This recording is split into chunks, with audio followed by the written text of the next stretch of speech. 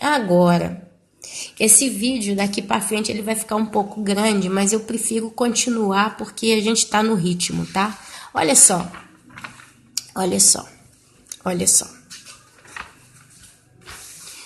O que eu faço? Eu continuo ou eu paro? Eu continuo ou eu paro? Eu paro, porque eu passo pro próximo vídeo que eu vou fazer aqui agora, porque provavelmente vai ficar muito grande. Mas a realidade é que o próximo vídeo que eu vou estar postando aqui logo após esse, ele vai falar da origem das traduções da Bíblia. Eu só posso dizer uma coisa, porque talvez quem está pegando esse vídeo não vai achar o outro, ou não vai ter paciência para escutar, seja lá como for. Então, o próximo vídeo, ele vai só ampliar a base do porquê que eu estou falando todas essas coisas. Mas eu só posso dizer, amém, que a Bíblia, ela tem sido traduzida em muitos idiomas a partir do hebraico e do grego.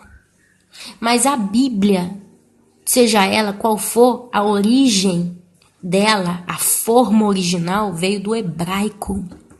Olha ali o hebraico de novo, tá? A primeira tradução da Bíblia foi do hebraico para o grego. Olha aí o grego entrando. Olha os gregos entrando e influenciando tudo. E essa tradução, a primeira tradução da Bíblia se chama Septuaginta, que mais tarde se tornou o Textus Receptus do Antigo Testamento na igreja na base do seu cânon. Cânon é o termo que deriva da palavra grego cânon, que designa uma vara utilizada como instrumento de medida, que normalmente se caracteriza com um conjunto de regras ou um conjunto de modelos sobre determinado assunto. Então, amados, disso tudo surgiu uma tal de Vulgata Latina, que seria uma tradução vulgar da Bíblia inicial no hebraico. Quer dizer, eles pegaram a Bíblia original do hebraico e traduziram a chamada Vulgata Latina. Puseram na língua latina. É aonde nomes foram mudados. Os nomes originais do hebraico foram mudados para o latim, para o grego, ok?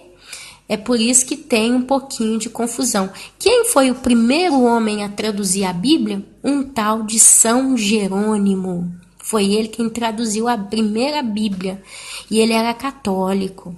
E olha lá o catolicismo entrando na conversa. Por isso que eu vim lá no Apocalipse no início do estudo. Porque foi um tal de um São Jerônimo.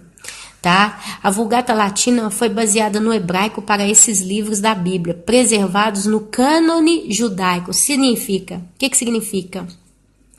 A Bíblia, Ana Paula, é mentirosa ou é verdadeira? Não. Basicamente, as Bíblias que nós temos, elas preservam a ideia, elas preservam as histórias, elas preservam a imagem do contexto geral, mas os nomes são todos mudados. Os nomes em hebraico já não são mais escritos no hebraico, eles são escritos na língua latina, na língua grega para nós. Então é como se a Ana Paula virasse Ana Luísa em todas as Bíblias, só para dar um exemplo, ok? E é o texto hebraico da Bíblia utilizado com o verso universal da Tanakh para o judaísmo moderno e também como fonte de tradução para o Antigo Testamento da Bíblia cristã, inicialmente pelos católicos. Eu só quero frisar isso porque eu quero deixar bem claro que o catolicismo, ele está no meio da humanidade há muito tempo. Por isso que eu estou decidindo fazer essas mudanças na minha Bíblia, na minha vida, desculpa. Mas eu fui mais fundo. Quem foi São Jerônimo? Porque se o cara pegar a Bíblia em hebraico, traduz para o latim, pelo que ele quis lá traduzir, né? E aquilo passou a valer no meio do povo cristão mais tarde. Eles pegaram a Bíblia traduzida pelo São Jerônimo, os protestantes, e começaram a partir dela também a usar, tá bom? Então muitas coisas que o tal do Jerônimo traduziu ficaram. Quem foi São Jerônimo?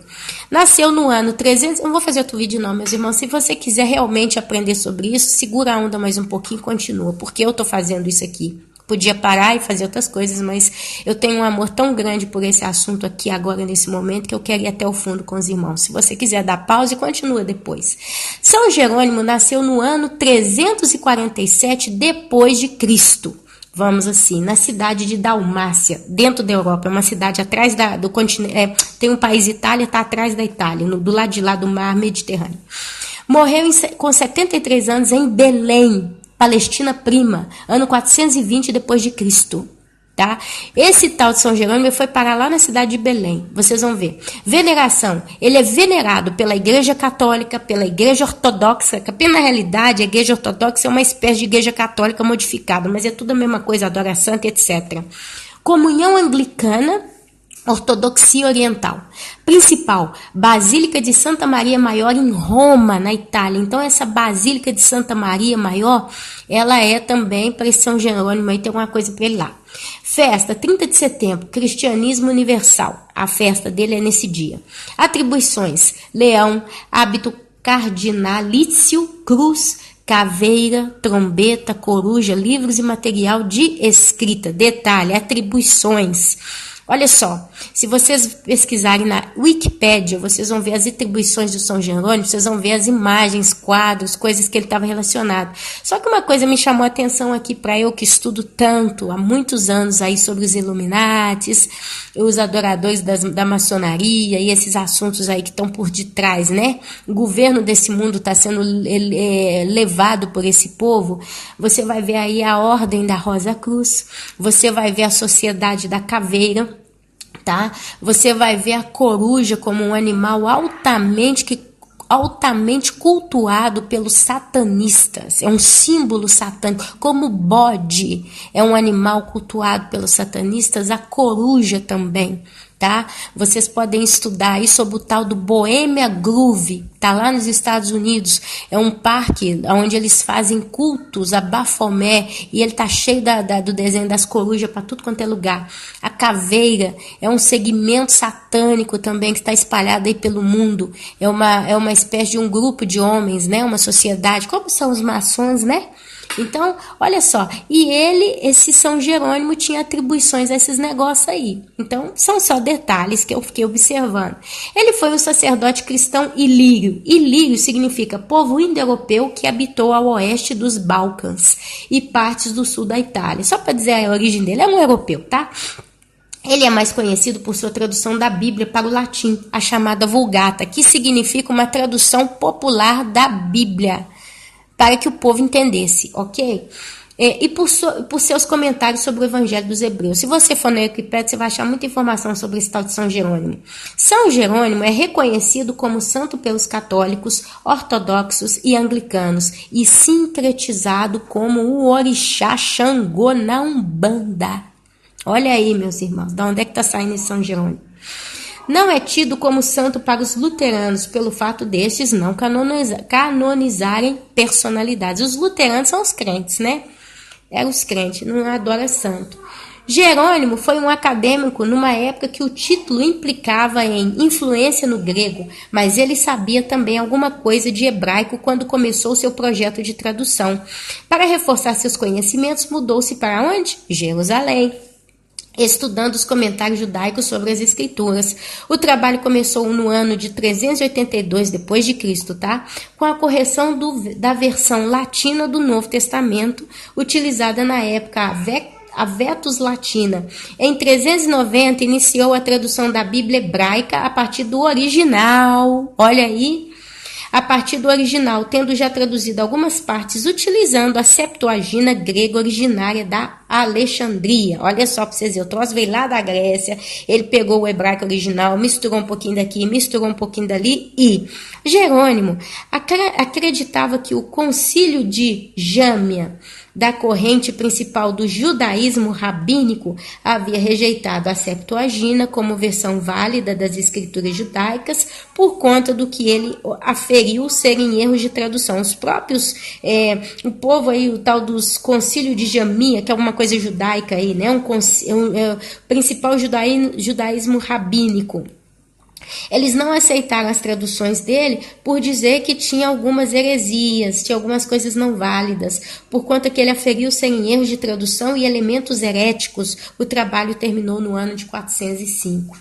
Antes da Vulgata de Jerônimo, todas as traduções do Antigo Testamento eram baseadas na Septuaginta e não na Bíblia hebraica. Quer dizer, eles pegaram a Septuaginta, que era uma tradução original do hebraico para outra língua, e dali eles iam traduzindo, né? Uma coisa em cima da outra, ok? Porém, a decisão de utilizar esta, ao invés daquela, que era também uma tradução do hebraico, como fonte, foi contrária às recomendações da maioria dos cristãos do seu tempo. Aí a gente está voltando na história. Quer dizer, a Septuaginta não foi aceita, mas a Vulgata sim, que foi a que foi o Jerônimo, né? Foi ele que traduziu. Então, se eu estiver fazendo confusão, me perdoem, porque é muita informação. Então, os cristãos do primeiro tempo não aceitaram as traduções de algumas coisas por aí. O povo já brigava lá, incluindo Santo Agostinho, que considerava a Septuaginta inspirada. O consenso acadêmico moderno, porém, tem lançado dúvidas sobre o quanto Jerônimo de fato conhecia de hebraico. E muitos acreditam que, na realidade, a Hexapla, que seria o nome de uma edição da Bíblia ditada em 6 versões diferentes, alinhadas lado a lado, ela se aplica particularmente para a edição do Antigo Testamento, ok? Teria sido a principal fonte para a tradução Iusta Hebreus, de Jerônimo do Antigo Testamento. Seus comentários patrísticos, filosofia cristã dos primeiros 7 séculos, elaborados pelos padres ou pais da igreja, os primeiros teóricos, se alinham de forma muito próxima à tradução judaica, e ele se entrega às sutilezas alegóricas e místicas no estilo de Filon. Filon de Alexandria foi um filósofo judeu helenista no ano 20 a.C. Tentou uma interpretação do Antigo Testamento à luz das categorias elaboradas pela filosofia grega e da alegoria, tá? E da escola da Alexandria. Isso aqui é todo o material que o tal de São Jerônimo trabalhou em cima dele. Ao contrário de seus contemporâneos, Jerônimo enfatizava a diferença entre os apócrifos da Bíblia hebraica e os livros protocônicos da Hebraica Veritas, que seria a verdadeira Bíblia hebraica. Então ele enfatizava a diferença desses 2 livros. Evidência disso aparece em suas introduções para os apócrifos salomônicos, como os Salmos de Salomão e os livros de Tobias e de Judite. Ok, amados? Só para a gente entender quem foi o tal do São Jerônimo que traduziu a primeira Bíblia. Ele pegou do hebraico e julgou a tal da Vulgata Latina. Dali, nós temos todo esse material que está hoje à nossa disposição. Tem sido uma bênção, porque é o Espírito Santo quem nos guia. E através dessa palavra que a minha vida e a vida de todos nós tem sido transformadas. Mas a gente precisa entender o que nós temos em mão. Se esse assunto vem, a gente tem que ter a disponibilidade de, pelo menos, entender do que está se falando. Para a gente saber o que nós estamos falando. Isso é muito importante no reino espiritual.